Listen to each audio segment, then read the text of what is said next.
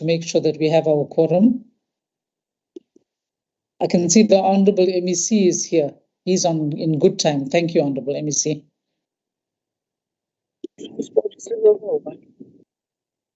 Welcome, Honorable Shinga. Welcome, Honorable de Klerk. Welcome, Honorable Dube, Chairperson, who is present as well. I think we need two more, Kabo.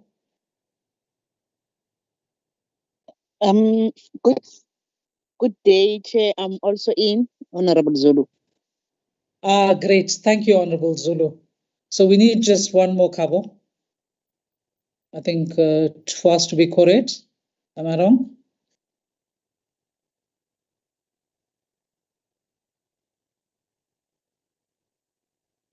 Just looking at who is here. I can see the Honorable Zulu. I can see Honorable Shinga, de Klerk, myself. Yeah, we are short of one member, but I'm dialing them in, other members in. Yes, and Honorable Rogers said there's load shedding, but he will come in. His load shedding is till 12. Oh, okay, so okay. We should be all right, yeah. Chair, Honorable Hussein is in, though, in the interim. Okay, great. Okay, so we can commence. Thank you very much, because we've got a substitute in the interim. Great. Okay, so the agenda is here in front of us, colleagues. Let me just, cover item 1, which is opening and welcome. And we'd like to just thank all of you for being here timelessly and availing yourselves. We know that there have been changes, and we must, at the outset, also just outline to you that these are actually not of our making. We were scheduled to have an all-day meeting, Honorable MEC, with both your departments, which would have taken, the day and would have just saved you a day. Unfortunately, there was a clash with the Office of the Premier's Portfolio Committee, and we then had to move, to accommodate this. We didn't want to cut across their work, and there are 3 of our members involved there, so it's quorum issues. So we moved our meeting to 12 on the understanding that they would be done by that time and our members could then join. But we'll see as we go if the members do come in. I'm sure they will, even if it's a bit late, but we are for it. So thank you very much, everyone. Let me also just ask that we bow our heads for a moment for those who have passed on in the province and in the country and elsewhere.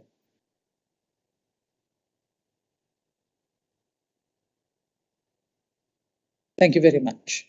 Then in terms of attendance and apologies, I do have, as has been reported to us, Honorable Rogers, who said he would come in slightly late due to load shedding.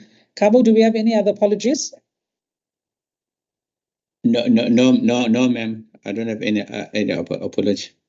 Okay, then who we have with us, and we must welcome all of you, is the Office of the Auditor General. It's audible on my side. I'm not too sure whether it's only me. Is that Honorable Zulu? We can hear you. Can IT just check what's the issue? Because I can hear the member, but I'm not sure whether there's a transmission issue or something. Okay, so but let me continue. So who we have with us are the Office of the Auditor General. We also have the Provincial Audit and Risk Committee with the chairperson and Mr. Ta, who are present. We have with us officials from our legislature. We have the members of Scopa, and of course, we have the Department of Transport, led by the political head, Honorable Shlemuka, MEC Shlemuka, and members of the team who are present as well as members of the Portfolio Committee. So I must say that we have the full representation that we require. In terms of constitution of the meeting is duly constituted. We have a substitution for Honorable Rogers until he joins the meeting, so that makes us correct. Then let me go to item. Let me just get someone to move for adoption and seconding of the agenda, please. agenda is there in front of you. Can we do it by show of hands?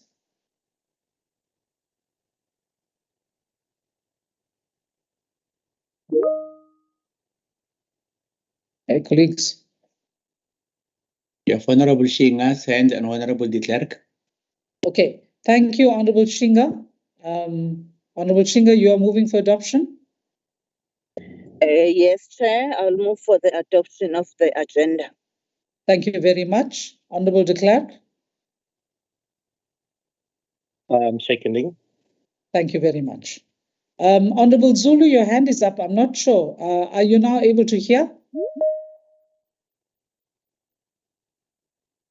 Honorable Pumlile Zulu? The hand is up. Can people just check with her? Call her, please. Okay, so let's go to item 4, which is affirmation by the accounting officer or authority. In our case, it will be the accounting officer. Can we ask HOD and your team, right? Can we ask that HOD, you lead us to take the oath of affirmation? I think members know, you know what is expected. It will be I, so-and-so, do hereby swear to speak the truth, the whole truth, and nothing but the truth, so help me God. If you are taking an oath, if you are doing an affirmation, it's I, so-and-so, do hereby affirm to speak the truth. And if we can be led so that we know HOD, and then you tell us who's the next person and the next person. Just people who are going to be speaking in the meeting, please. Thank you very much, Honorable Chair, honorable members of Scopa, our honorable MEC present, honorable members of CAC present, honorable members of the transport portfolio, AGSA present, and all senior colleagues from the Department of Transport and everybody in attendance. I, Siboniso Mbele, do affirm that I will only speak the truth, but only the truth, so help me God. I will also request OCFO, since he will also be leading with the report, probably to do the same through you, Honorable Chair. Thanks. CFO, please. Good day to the Honorable Chair, honorable members, honorable MEC and other colleagues. My name is Utabani Nkosi, the acting CFO for the Department of Transport, and I swear to tell the truth. Thank you very much. HOD, is there anybody else who you anticipate speaking? Or if you are going to call somebody and they're not here as yet, before they speak, we can ask them to take the oath of affirmation. Are we covered? I am covered, Honorable Chair. Thank you very much. Thank you very much, HOD. Then let me hand over to the MEC, MEC Shlomuka. Sorry, who is that? It's Francois Rogers. Welcome. You are in the meeting. Thanks, Chair. KK and I were in some other meeting together, some meeting room. I think if somebody can just assist Honourable Nkosi, we linked onto the wrong room for some other reason, so he's battling to get on. Thanks, Okay, Chair. fine. Thank you. I think it might be the November 24th, the hybrid, the sitting or something, because I initially went there. If IT can assist Honourable Nkosi, please. Thank you. All right. So, where was I? Okay, Honourable MEC, Shlomuka, can you just please give us a few remarks? You are the newly, well, not so new now, but you are the MEC for transport. You were previously COCTA, so you've kind of inherited this audit outcome. Can you share a few remarks with us before we go into the presentation by the department?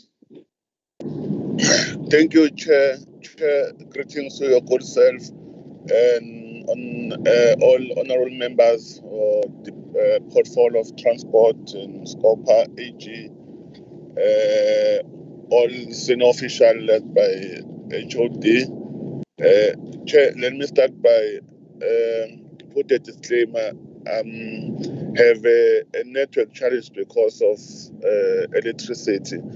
My network is very poor.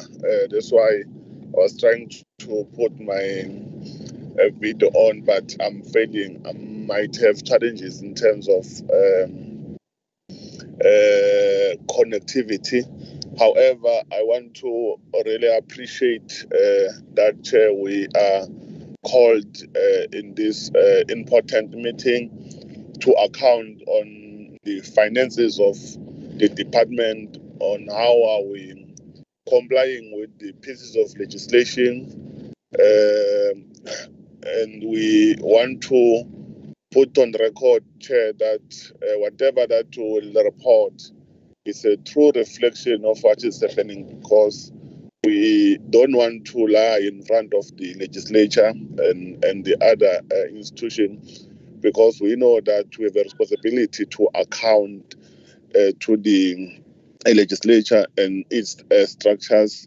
We want to indicate that we have tried our level best to try to fast track in terms of service delivery, and will comply with the Auditor General when they audit us. And we also want to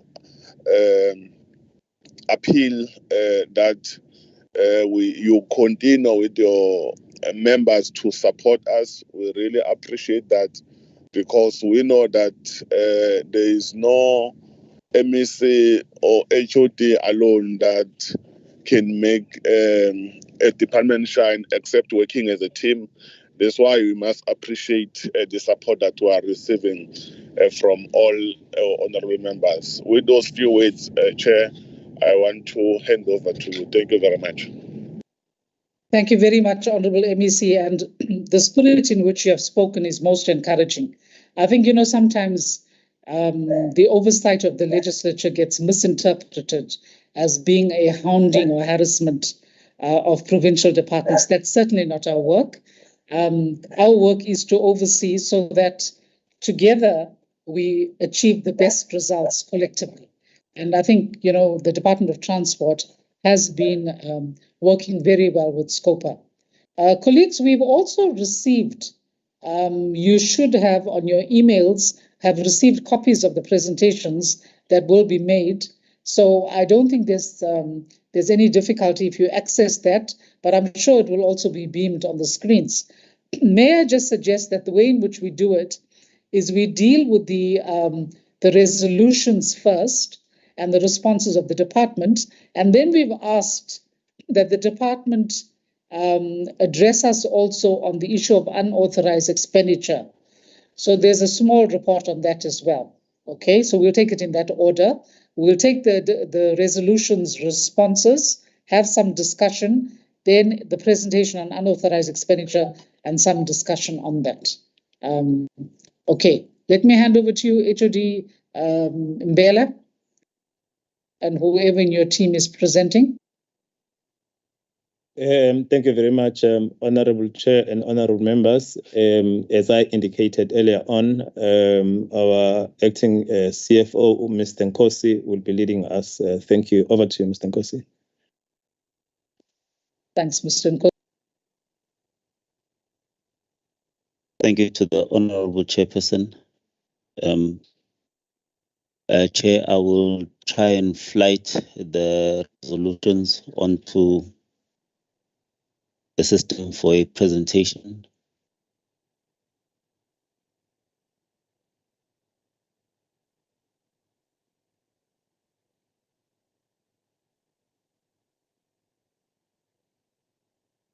Can I just ask that IT check, because Honorable Zulu has sent me a message saying that I'm not audible to her, and I'm sure then that this might be with all the speakers.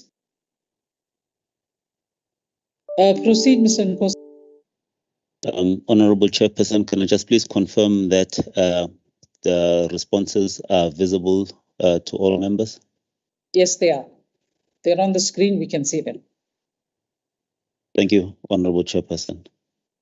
Honorable Chairperson, the first item that is on the agenda, apologies. The first item that is on the agenda, Honorable Chair, is Resolution 118 of 2002, where the department was dealing with material findings on the annual financial statements.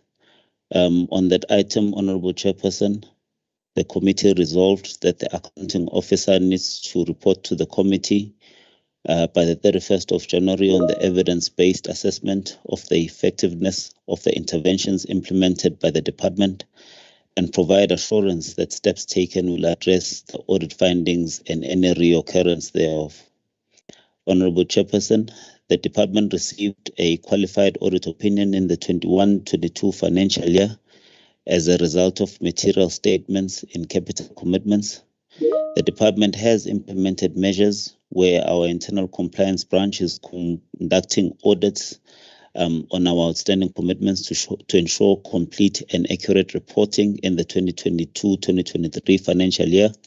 I would also like to highlight to members that we are currently reviewing the submissions that have been made and the work that has been done by our internal compliance to ensure that whatever we submit to the Auditor General is first able to clear the audit finding for 2021-2022 and therefore ensure that in 2022-2023 we do not have a repeat finding when it comes to the issue on capital consultants. We are also in the process of doing high-level reviews to ensure that the report that we provide to the Auditor General is free of any material errors or misstatements that can be found.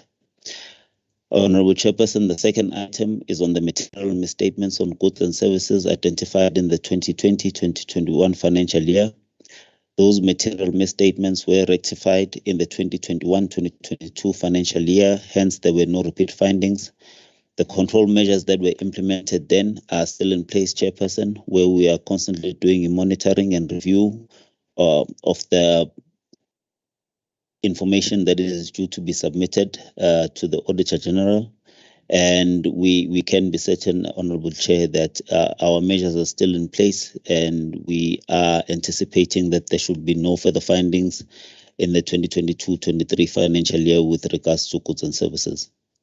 On the third bullet point, Honorable Chairperson, where we are dealing with material misstatements on accrued departmental revenue identified in the 2020-21 financial year, Honorable Chair, this finding was also resolved in our 2021-22 financial year where there were no repeat findings.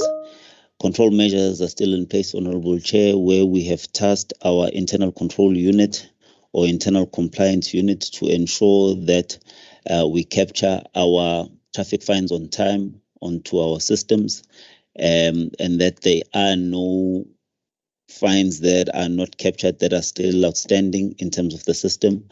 In the past month, our internal audit team has gone out to the various stations to try and see whether there is compliance with this regard.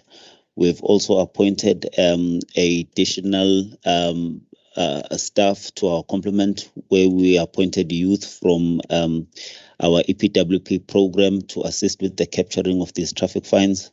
So we are hoping, Chair, that this will not be a repeat finding anytime soon, because the department is putting in a number of efforts in trying to ensure that we do not find ourselves in the hot water with the Auditor General, where we cannot accurately and fully disclose on our material misstatements when it comes to accrued departmental revenue. The second resolution that was there is the Resolution 189 of 2022, which deals with the annual performance on Program 2, Transport Infrastructure, where the committee resolved that on evidence-based assessments, the effectiveness of the interventions implemented by the department to provide assurance that steps taken will not provide further reoccurrence. Honorable Chair, on this one, first we would like to highlight the reasons for the overachievement of kilometer squares as a result of output achieved on projects vis-a-vis the projected 1.8 million square meters. The variance of 5,116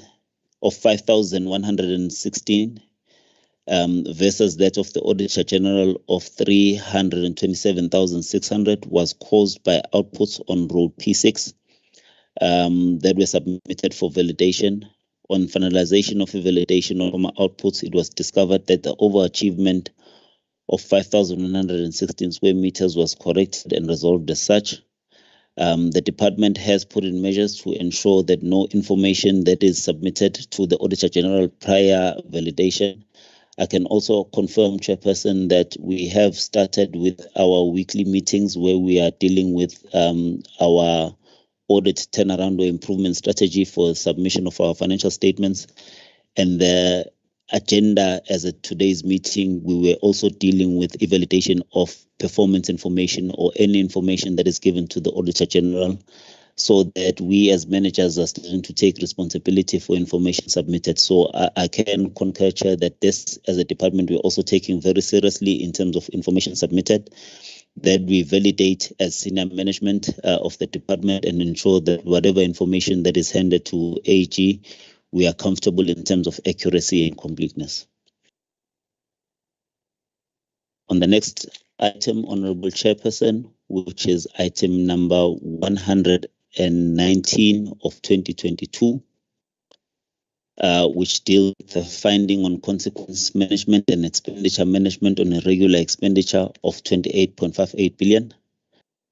The committee had resolved on 6 matters where the committee needed to see measures implemented to address ongoing irregular expenditure and carry through costs in respect of orders that were previously identified, the progress made in the recovery of losses from service providers and officials who are liable for irregular expenditure, the progress made in the outstanding disciplinary matters in relation to prior year's irregular expenditure, and the effectiveness and impact on interventions implemented by the Department on irregular expenditure, the timeframes for completing determination tests and investigations of irregular expenditure and submission thereof to Provincial Treasury for condonation, as well as steps taken to implement consequence management and recovery of losses, the progress made on external service providers appointed to investigate prior year's irregular expenditure, and project plan and timeframes for completion of these investigations.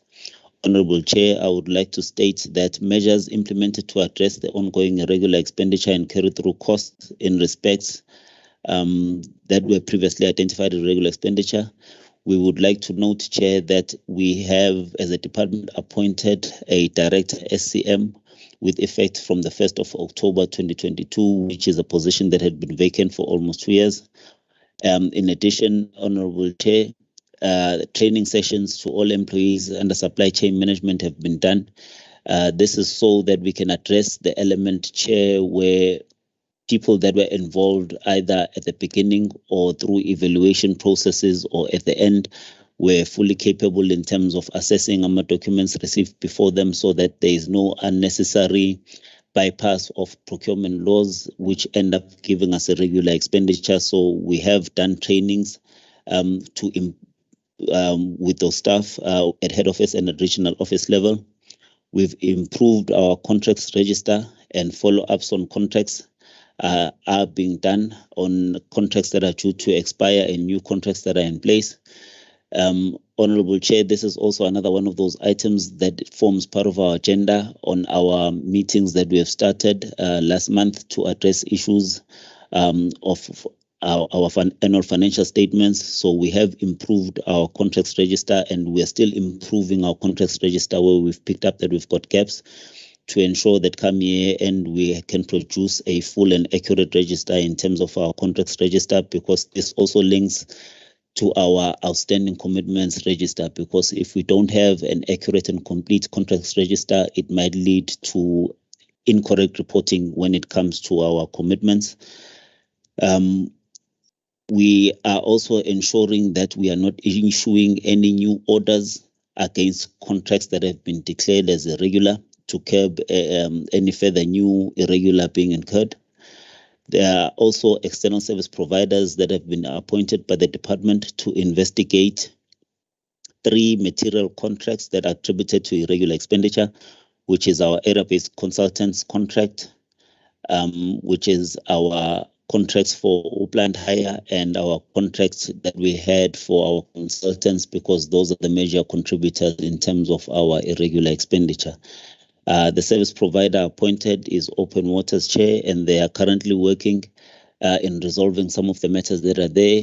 I can also confirm, Chair, that with them, last week we sat discussing the issue of our condonation report. We are due to have another meeting next week on the 8th, where we would be reviewing AMA reports that are due to be submitted to Provincial Treasury, where we are requesting for a condonation.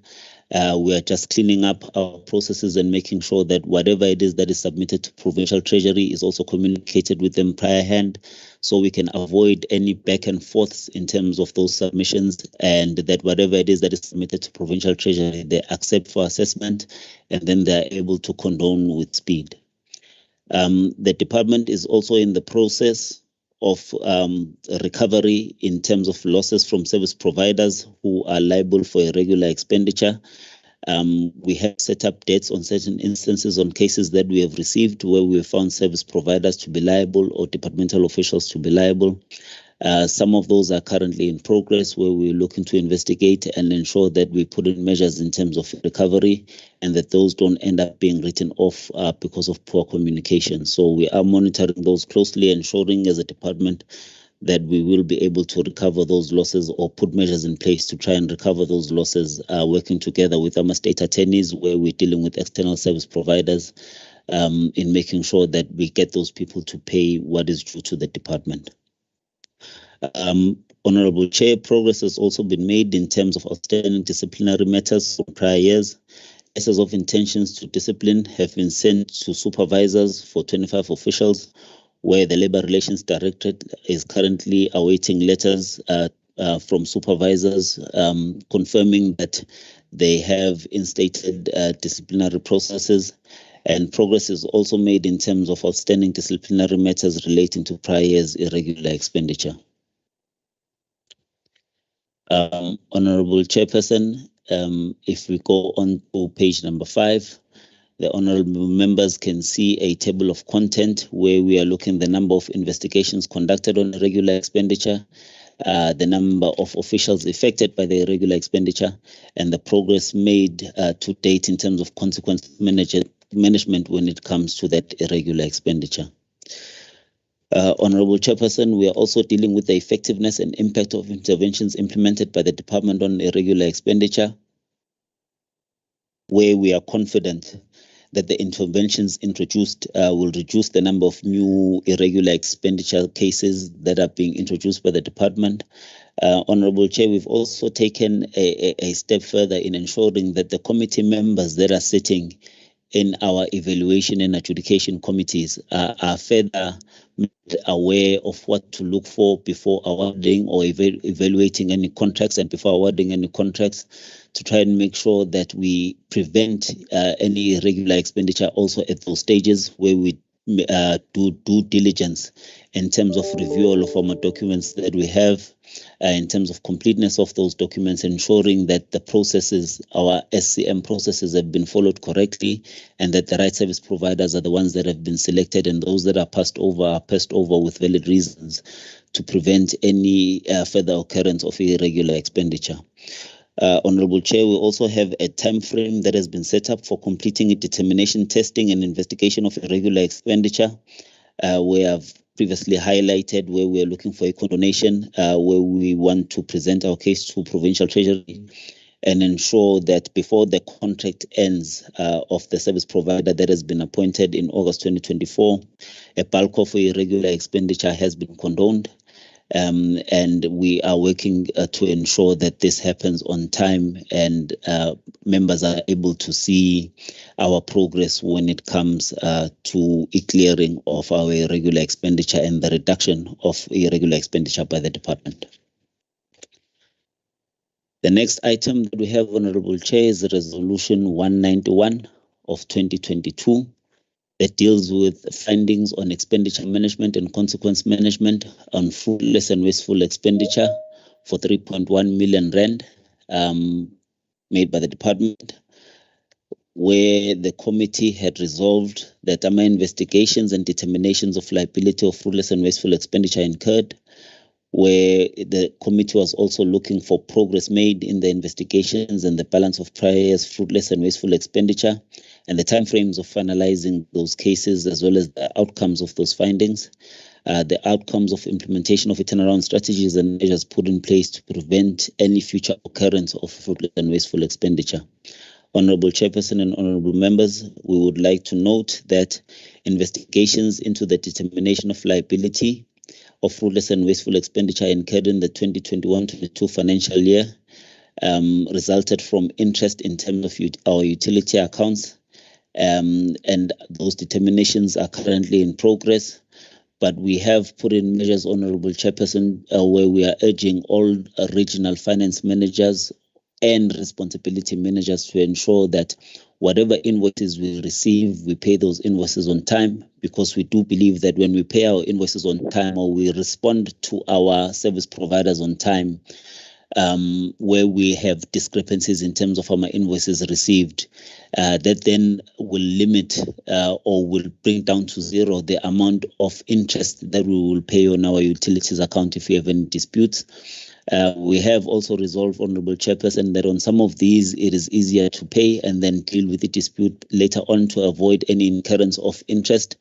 Because if we pay what is being billed to us and then we deal with the issue of a dispute of our disputes, whatever resolutions that may come thereafter may come in the form of a credit note or whatever resolution that comes up with. So we are urging our regional finance managers as well as other managers to ensure that we do pay our invoices on time and we don't hold on to them while we're issuing our elements of disputes to avoid any interest being levied on those utility accounts. Honorable Chair, progress is also being made on the investigations on the balance of our prior fruitless and wasteful expenditure and the timeframes finalizing those, where outcomes of the findings of the investigations, where specific steps have been taken to implement some recommendations, including disciplinary processes and disciplinary outcomes. With that one, Chairperson, we would like to highlight that regarding the Royal Heskening matter, the department has raised a debt on the balance that is outstanding. On the issue of the annual report, a legal review and response to the disciplinary process is currently underway. And for the no-shows, Honorable Chair, the department has looked into those accounts, and where our officials are no longer part of a service, we are looking for our write-offs in terms of those, and where we can recover. We have recovered at least 4.2%, where another 4.8 has been raised as a debt in terms of those no-shows. And we also would like to report on our implementation on turnaround strategies put in place to prevent any future occurrence. The department receives quarterly report in terms of no-shows from the service provider, and we implement consequence managers in those cases. Hence, these cases have decreased dramatically, where to date, Honorable Chair, I would like to state that no new cases for no-shows have been reported by the service provider. Honorable Chair, as I've indicated earlier on, we are looking at tracking our invoices for utility bills, where we're ensuring that we're dealing with our reconciliations and we're paying them on time to prevent any interest being occurred onto them.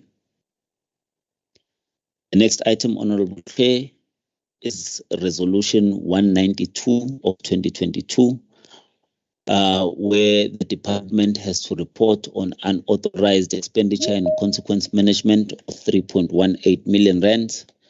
Where the committee had resolved that we need to put up detailed reasons for the over expenditure, whether the department utilized the savings from other programs to defray the excess expenditure, and if so, whether our environment complies with Section 43 of the PFMA, read in line with the Treasury regulations, the disciplinary steps taken against some official responsible for the unauthorized expenditure, and the steps taken to recover any losses from officials in line with PFMA and Treasury regulations. Honorable Chair, the department overspent in its 2021-22 budget by 1.64 million rand, which is higher than our appropriated budget, as a result of expenditure pressures related to a particular project that I will elaborate further on. Honorable Chair, as the second part of the presentation that we would make where Scopa requested further representations. On the second one, Honorable Chair, the department utilized AMA savings to defray any expenses across various programs. Hence, on other various programs, there was no over or under expenditure where it was done within the PFMA. The unauthorized expenditure, Honorable Chair, as explained earlier on, it was on over expenditure on the program 2, where the 1.6 million rand constituted 0.014% of the overall budget allocation. Honorable Chair, we would like to state that on these, we do have a challenge where we have reached our limit in terms of environments that can be done. But I will also, Chair, further elaborate on this one in terms of a second presentation that needs to be made, where I will get into details on what was the cause of the unauthorized expenditure, both for the 2021 financial year and the 21-22 financial year. However, Honorable Chair, I would like to state that the department did not suffer any losses due to these unauthorized expenditure. That is why we have no disputes with Provincial Treasury in terms of how they would like to deal with them in terms of the first charge against revenue and first charge against the departmental budget. The department is in the process and has always been in the process of monitoring expenditure trends throughout the year using our in-year monitoring systems, where we are by all means trying to avoid any further reoccurrence in terms of unauthorized expenditure. The next item, Honorable Chairperson, is item number 193 of 2022, where we are dealing with the revenue management and failure to collect all monies due, where the committee had resolved that we need to provide progress in terms of the appointments that have been there for the new summonses served to ensure that all traffic fines are collected and value is realizing in appointing these officers. Honorable Chair, the department would like to report that 120 summons servers participants have been selected and recruited using EPWP recruitment selection guides. The participants have filled SAP 91 forms for the vetting as per the requirements of the program. However, the vetting through SAPS is delaying the start of the program. EPWP and RTI have requested departmental security services through HRD to assist with the vetting using departmental vetting systems. The vetting has been performed for Pietermaritzburg, Pinetown, and Newcastle, Honorable Chair. And outstanding participants will be vetted or were supposed to be vetted during the week of January 2023. And the first training has commenced, Honorable Chair, and it commenced during January 2023. The next item that we have, Honorable Chair, is item number 194 of 2022. Where the department is looking at investigations from our prior years. Honorable Chair, can I please request your guidance on this one, because there are quite a number of investigations that are there, whether the Honorable Chair would like me to go through all of them or whether you will be happy with the report as presented.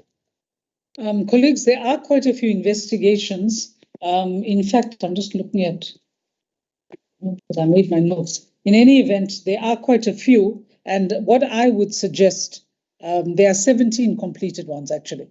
What I would suggest is that, seeing that you have copies of the document, you could refer to any that you please in the discussion or go through them at leisure. Is that all right with people?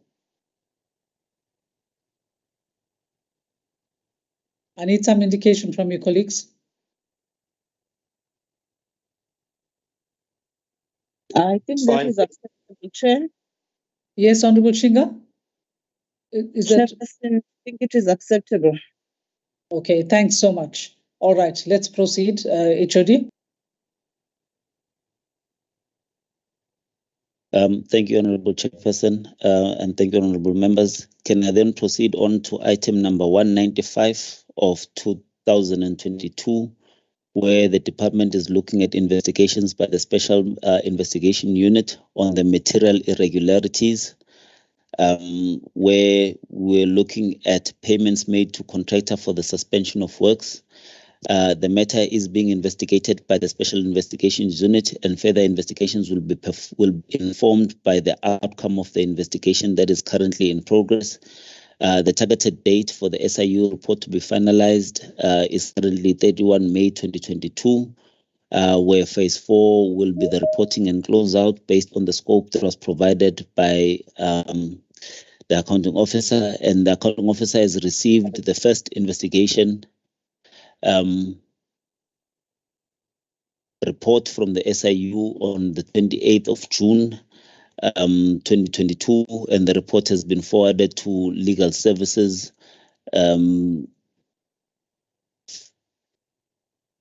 for advice on how to proceed with the SIU's recommendation. Then we have material irregularity 2, which was the award to bidders that did not score the highest preferential points. The service provider completed the determination test on the 15th of February 2022 in respect of the award of ZNT 2598 15T. However, based on the outcome of the determination test, no financial loss was identified, and upon inspection of the report, it was found that the service provider assessed compliance with the tender validity period instead of compliance with paragraphs 6 brackets of 5 and 6 of 1 of the PPR.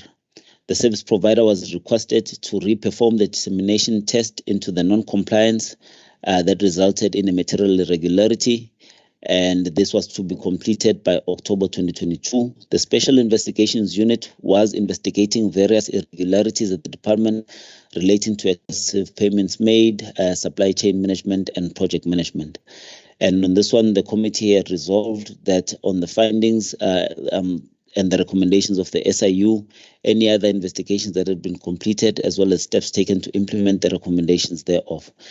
Honorable Chairperson, on this one, the department would like to respond that payments made to the contractor for the suspension of works, the department had reported that it is waiting for the Special Investigations Unit to finalize the matter into the fruitless and wasteful expenditure in respect of works completed against the payments made by the department, and if the construction of the 8-kilometer barrier wall serves the intended purpose. There is an annexure that was attached as Annexure 195 of 2022. The SIU has completed this investigation and was presented as a summary of findings, and the systematic recommendations held with the acting head of department and the head of department, and is currently reviewing the contents of the report. And furthermore, the department will provide its final response to the Auditor General in respect of this matter, where the accounting officer would have satisfied themselves with the content of the report, and the recommendations thereafter will commence. The next item, Honorable Chairperson, is item number 217, where we are dealing with the resolution of filling of critical posts, where the committee had resolved that we need to present on the progress on the filling of these posts and the critical management posts. On the responses that have been provided with the department are as follows, Honorable Chairperson. Under O-level number 14, there are 4 posts where there is a post of Chief Financial Officer that was advertised at the closing date of the 10th of May 2022. Shortlistings were held on the 27th of July. The post was re-advertised due to lack of suitable qualified candidates, and the closing date was set for the 9th of December 2022. The department is currently arranging it was currently arranging the date of shortlisting at the time, with the estimated time to fill the post on the 1st of May 2023. There is also the post of Chief Director Public Freight and Transport, where the post has been filled with effect of the 1st of October 2022 through a transfer of an employee from the Department of Cooperative Governments and Traditional Affairs. On the 3rd post, where we were dealing with Chief Director Transport Infrastructure and District Services for Durban office, the post was advertised in April 2022 with the closing date of 10 May 2022. Shortlistings and interviews have been conducted, and the department is currently finalizing the SEM process for the nominated candidates to undergo competency-based assessments, and the estimated time to fill the post was highlighted at 1 March 2023. For Chief Director Mpangeni, the post was advertised and shortlisting and interviews were conducted. No suitable candidates were found for this post, hence the post has been re-advertised with the closing date of 3 February 2022. The department is currently receiving applications at the time, and the estimated time frame to fill this post would be 1 June 2023. Under salary level 13, there were 4 posts that were vacant, where we had Director Public Transport Monitoring and Compliance. It was submitted for a job evaluation, and the post was downgraded to a Deputy Director by UDPSA. The department is currently in the process of reviewing the KRAs and thereafter the resubmission for evaluation. We also have a post of Director Human Resource Practices and Director Human Resource Development. These 2 posts are currently reviewing our job descriptions for benchmarking, and posts are to be advertised on the finalization of this process. The Director Supply Chain Management has been filled with the effect of 1st October 2022 through a transfer that was made from an employee from Department of Cooperative Governance and Traditional Affairs. Honorable Chairperson, the next item that we have is item number 218 of 2022, where we are dealing with a transversal resolution, compliance with HRM matters, where the department would like to place the following for noting in terms of the report.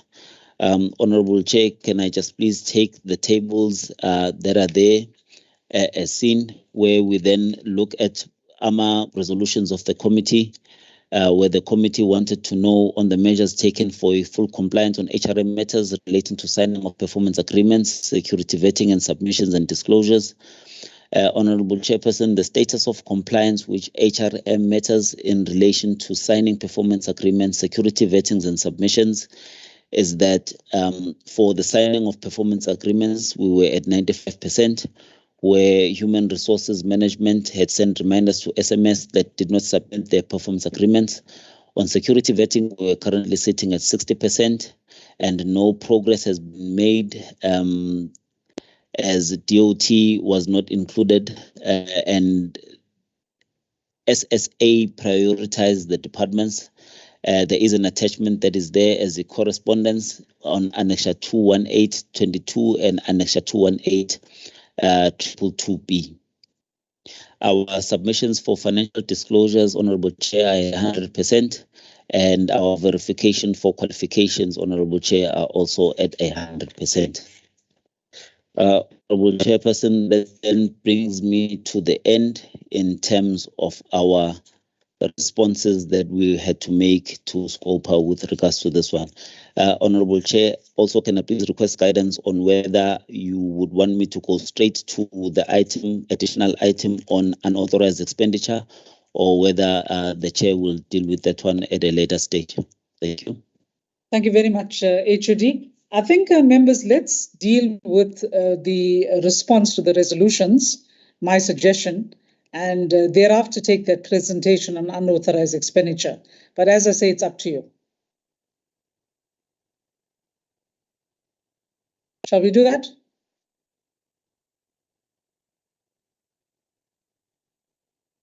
Colleagues?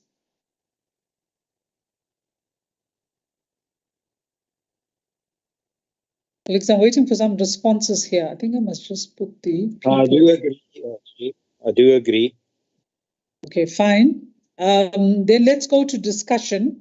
There have been several resolutions, and the department has actually responded to all of them.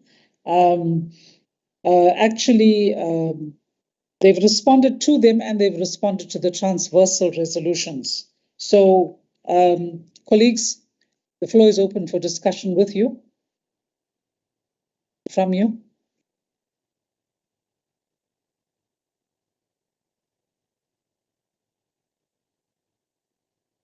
Seems to be silence on your part, colleagues. What's happening? Honorable Rogers, Honorable de Klerk, Honorable Shinga. I think Honorable Nkosi, by the way, is having difficulty getting in. I don't know what's happened to him. Welcome, Honorable Kaula. I can see you are here as well. Honorable Zulu. So, colleagues. Yes. So can I have an indication by show of hands, or just use your voice and tell me that you want to speak?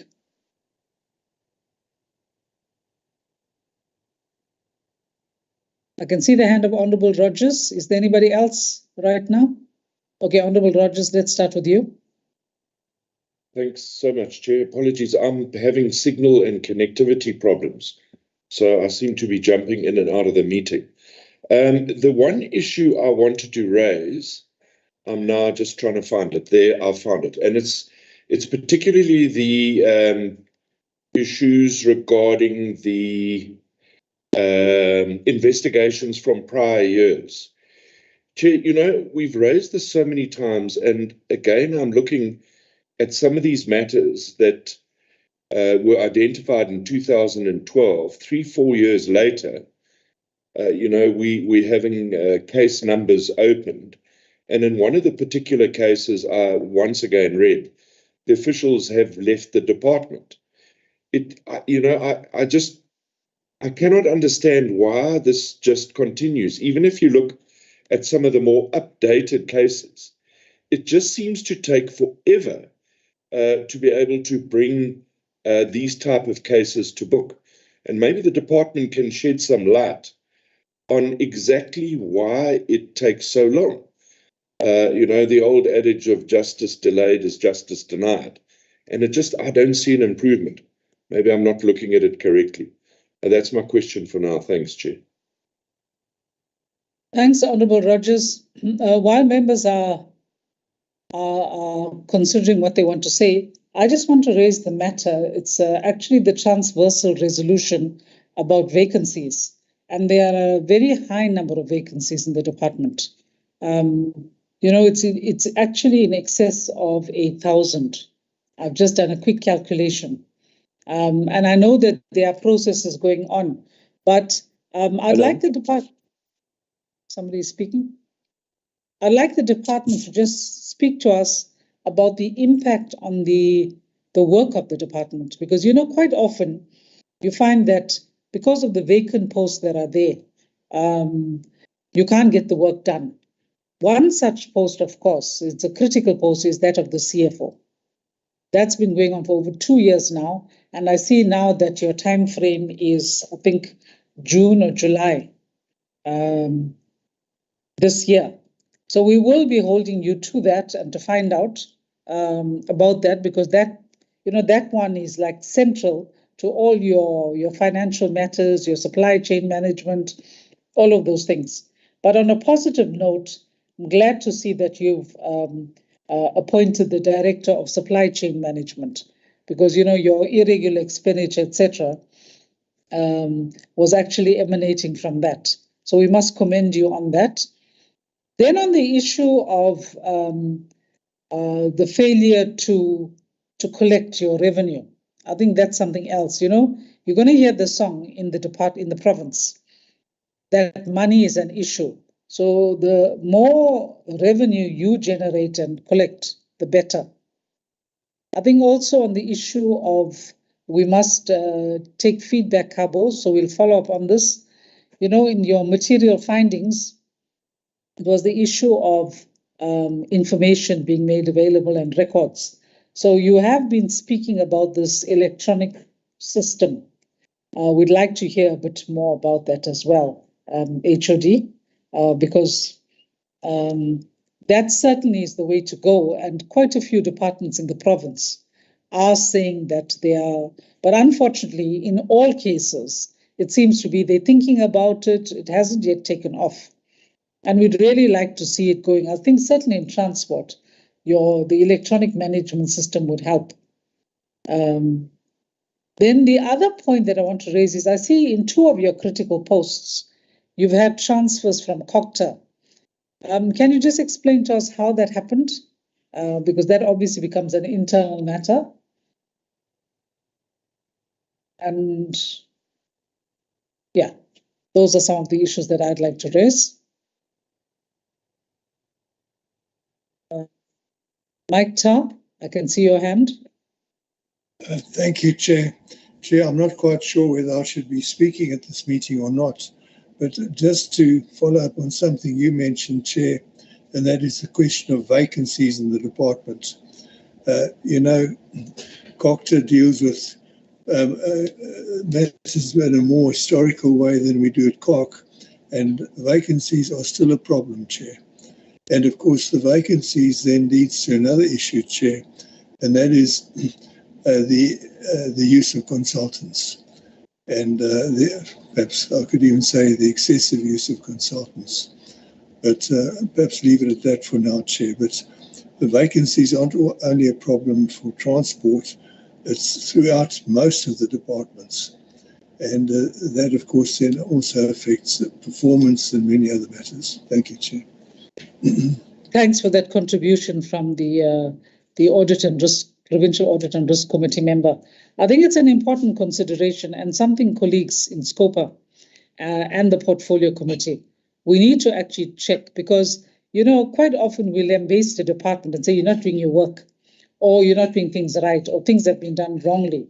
And then you find that the required capability is not there. So, for example, how would you expect, you know, people to follow supply chain management regulations, etc., when you don't have the people there in charge, but also for accountability? So I think this is important, and that's why the issue of the CFO is such a critical thing in this department. The other one, of course, is the irregular expenditure, which is a major. You know, each time the AG's reports are released, the newspaper headlines come up. KZN, largest culprit in terms of irregular expenditure in the country. The bulk of our irregular expenditure is actually coming from transport. But we also, you know, in the meetings we've had with you, we understand the fact that this is a huge mountain that you have to climb. It's a massive amount. But you've been talking about employing service providers, etc., to assist you. So we would, obviously, we will be following up on that to ensure that with you and with Treasury, to ensure that where investigations get done, where submissions for condonation are made, they get done. I think what is heartening to note is what the HOD said, that you haven't seen a significant increase in new irregular expenditure, and I think that is important as well. But having said that, we need to clear the historic one.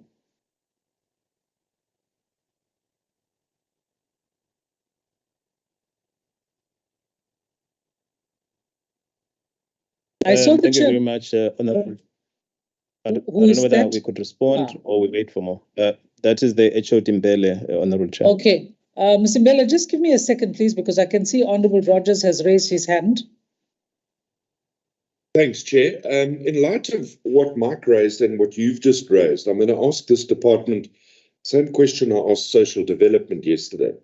And both departments seem to have the same challenge. It's either huge vacancies or there's a lack of capacity and a lack of skills. So following on that, my question would be, what, if any, skills audits have been done? And in which spheres of the department have they been undertaken, if indeed? Thanks, Chair. Thanks, Honorable Rogers. I think that's an important point. I've done a quick calculation. It's 1,358 vacant posts. So it's very significant. And I think the department, would be limping because a lot of these are actually critical posts where, people have to take responsibility and also steer things. Are there any other comments, or can I hand over to the HOD and his team? Okay, let me hand over to you, Mr. Mbele. Thank you very much, Honorable Chair and Honorable Members. Let me start with probably the issue of the CFO. I thought on the report it was covered very well, as you saw that. In fact, today, Honourable Chair, we were supposed to have the interviews, but because of this meeting, and then we then postponed it or deferred it to the 10th. So that post is going to be filled as soon as possible, as we indicated in the report. But with regards to the vacancies, yes, it has been worrisome for a number of years in the department. Just to give a little bit background, there was even a moratorium at some point in time where organized labor, I think, challenged the department around the structure of 2008. There's a lot of background. And then only to find that when that moratorium was uplifted, then it became a challenge in terms of us now keeping up with the backlog. But I can then assure the members that of the 1,300 posts, over 95% of those have been advertised. They are on various stages of being filled. If a detailed more report is required, I can then ask UDDG Ungubo to actually help. So we were guided by Honorable MEC then to have what is called Operation Bo. We have dedicated teams, about 3 teams that are sitting on various offices, just focusing on filling of the posts. Honorable members, it's safe to mention that definitely there's a huge progress that we started to see. So indeed, it did affect the performance of the department, but however, this Operation Bo that we have introduced, it assisted a lot in the department, but also we've then requested additional assistance from other departments, sister department, to come and also help us with the issues of the interviews. So other departments have helped us with human resource because it's such an intense process as we speak. So we definitely have that Operation Bo. In relation to the transfer, honourable members, I can explain that in terms of recruitment policy, you could either advertise the post, you could get people that are being transferred from various departments or everywhere in the country. That has been an acceptable standard norm in terms of that, provided the person or the identified post that needed to be filled at the time is available and is funded, because you'll find that people are moving from various areas to various posts for different reasons. So for those 2 posts that where we got transferred from Kokta, it was exactly the same that we received request from the individuals, and then when we looked at what we wanted to fill, more especially around the issues of the SCM after we had challenges. And then we saw that there was a candidate that wanted to move to the department after we had such a huge challenge around the SCM. Also, with the strategies that department has in terms of the Operation Clean Audit. So we're quite comfortable that the processes that we embarked on were above board. And then in terms of the irregular expenditure, I can comment that yes, it definitely it's also similar, like the filling of the post. It emanates from a backlog. I think from 2009 somewhere there, where we were using Uvuguzake, as CFO was mentioning, that some of the backlog, they go as far as 2009. So the issue of Uvuguzake was declared as irregular expenditure, and the finding didn't happen in 2009. It happened later, I think around 2018. So we then had to declare all that irregular expenditure. So hence, we then had to investigate since 2009 so that we comply with the processes of condonation. But in the main, in trying not to perpetuate the irregular expenditure, even last year, there was also a contract that we put together. And when one looked at that contract, there were a lot of, because there was a huge influx of documents. So we were receiving more than 5,000 documents from interested service providers. So through that, some of the documents were lost, and so I think the department was overwhelmed, and there were a lot of gaps. And then we started afresh. So we were mindful that if we would have carried on with that contract, it would have perpetuated irregular expenditure. So the issue of regular expenditure, Chairperson, I can report that is definitely taken seriously within the department. In terms of, I think that is basically what I would comment on. But in terms of the investigation, Honourable Chair, yes, indeed, some of the investigation in terms of why it actually takes so long is because sometimes we will then start with the process and only find that the SIU jumps in, unless the honourable members would want a specific case, and then we can give a specific details. But ordinarily, what sometimes we find difficult is that we would find SIU uplifting all the documents, and probably in engagement with the SIU, they will then say, look, why can't we wait for the outcome because the matter is taken into court, or should we start dealing with the matters while still sub judice? Then it becomes a challenge. So some of the major delays has been around that issue, but we are working very closely with the Office of the Premier to make sure where reports have been finalized, the processes are taken forward. So those are comments that probably I could make. I'm not sure whether CFO you'd want to add if there are some of that probably I might have missed from honourable members. Thank you very much, Honourable Chair and honourable members. Thanks, HOD. Colleagues? Chair. Somebody is speaking, but just indicate who you are, please. It's me, Rogers. Oh, sorry, Rogers. Okay, proceed. It's Rogers and not de Klerk today. Chair, although you are both here. Just a quick follow-up question. We sometimes engage with the SIU, and I'm wondering if I can't understand. So a case is undertaken by the department, then the SIU step in, then the department has to step back and wait for the outcome for the SIU. So maybe it's something that we need to consider as a committee when we do engage with the SIU, where these cases are being dragged out. They need to explain to us what the problem is. And then I'm not sure if I missed it. My signal is quite bad here today. Was the question on the assessments answered on the capabilities? Okay, I think the HOD has covered the issue. He hasn't covered the issue of whether they've done a skills audit, but he has covered the issue of the filling of posts, right? And they've actually got approval for over 1,300 from the Office of the Premier and Treasury to go ahead with that. But he hasn't covered the issue of whether they've done a skills audit.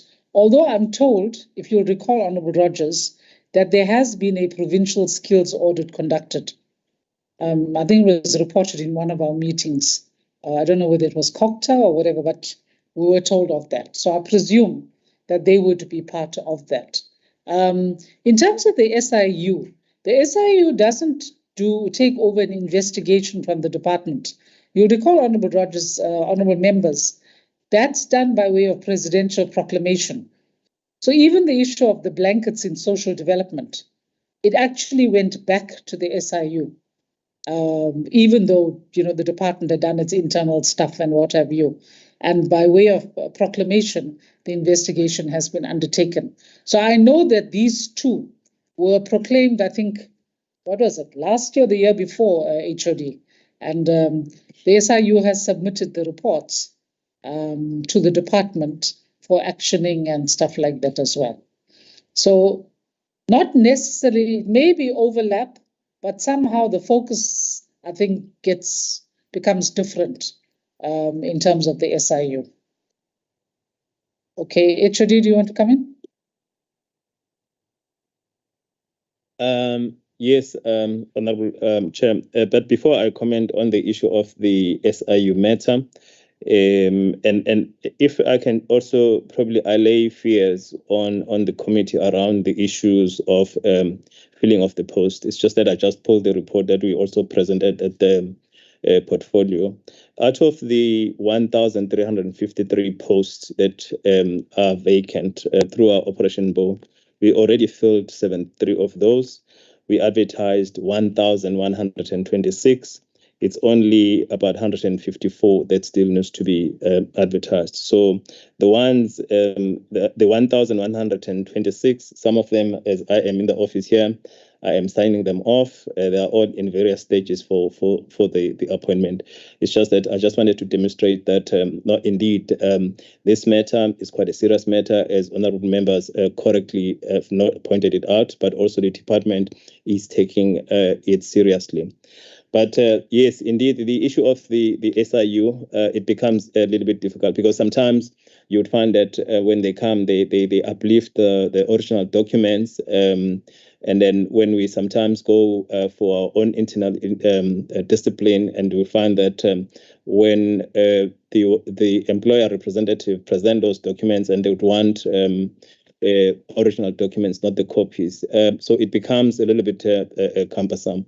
But in this particular matter, unless some of my colleagues can comment, or there is a specific matter that the committee is probably wanting to hear about, but we could be guided, and I could probably report back on the next meeting in terms of the processes and the engagement with the SIU in terms of dealing with the issues of disciplinary and also issues that are before the courts. Thanks, Honourable Chair. Thanks, HOD. I must say, colleagues, that this is quite an improvement in terms of, what our concerns with transport, that we have had previously, and we must commend the department and MEC for the work that has been done. Can actually see that things are moving. We'd like that irregular expenditure sorted out, though. Very much so. Colleagues, are there any other issues here on these responses? Because I think they're fairly okay. I'm just looking at what I've got. There is the issue of payment to the SIU that's outstanding. You've got an amount of 9,695. Your response is that when you get the documents, you will address that outstanding amount, but you have paid that out of 57,950. The issue of the CFO, we will follow that with you, as well as the filling of the other posts. I think in between, it is something that we will deal with you, just to get that feedback. And the unauthorized expenditure, we're coming to it now, so we'll deal with that just now. The fruitless and wasteful expenditure for 21-22 was as a result of interest on utility accounts. Now, if Honourable Nkosi was here, you'll find that he would be telling you that this is not acceptable, because utility accounts are things that you should prepare for. But I see that you are saying that you're going to arrange to receive them electronically. So hopefully we don't, because it's a large amount. 3.81 million cumulatively is a lot of money to be basically giving away. Okay, so this e-system, electronic system that you're talking about, hopefully it sees the light of day and addresses these things. I saw the hand of Mr. Zulu from the park. Chair, thank you so much for recognizing me. Greetings, members. Some of the interventions that we suggest are good, they assisted in the organization. But the intervention of a skills audit, I'm saying we may be wasting time. When we interview these people, they demonstrate to us that they are capable of doing the work. But when they are in the organization, we then go back and start to ask ourselves whether they have skills or not. For me, that's a sign of either just wasting time. When what is expected of us is to ensure that we force them to perform by doing performance evaluation. In a performance evaluation, that's where a person will say, I run short of this skill, I need to be trained here and there. But if you go out and start a parallel process to do a blanket skills audit, you are just wasting time, because a person will tell you, I have this degree and that degree and that degree, I have this experience. But when it comes to work itself, he or she is not performing.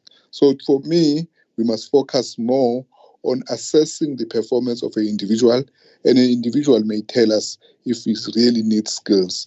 That's when we start intervening by training those whom the department may agree that they require training. But I would request that on the thousands that they are recruiting right now, they ensure that they bring people with skills who are not going to require this department to go back and do a skills audit on the people who have just demonstrated that they are capable of doing the work. Thank you. Thanks, Mr. Zulu. Yes, that is the thing. Because your skills audit only identifies what the skills they possess. And you can look at placing, but it's the capability. All right. No, thank you very much. Colleagues, look, I don't think there are any other issues, because I can't see you raising any. And if I'm not closing the discussion, but if there aren't any matters that you wish to raise, remember this is a follow-up hearing. We've raised the substantive issues last year. These are the follow-ups. Can we then move on to the second presentation, which is unauthorized expenditure? HOD? And while you're getting your screen, yes, this report was also circulated to us. For 2021, the department has irregular expenditure 1.5 million. It's actually not that high. And for 21-22, the irregular expenditure is 1.646 million. Proceed, HOD.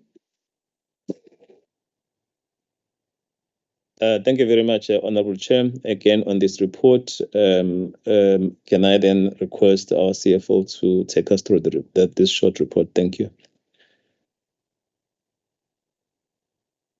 Thank you again, Honorable Chairperson. Can I kindly request and check and see if I'm audible, Chairperson? You are audible, thanks. Thank you, Chairperson. Honorable Chair, yes, indeed, in the 2021-2022 financial year, there was an authorized expenditure of 1.646 million. And in the 2020-2021 financial year, there was an authorized expenditure for 1.530 million.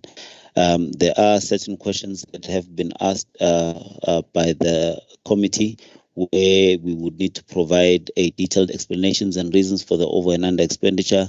The steps taken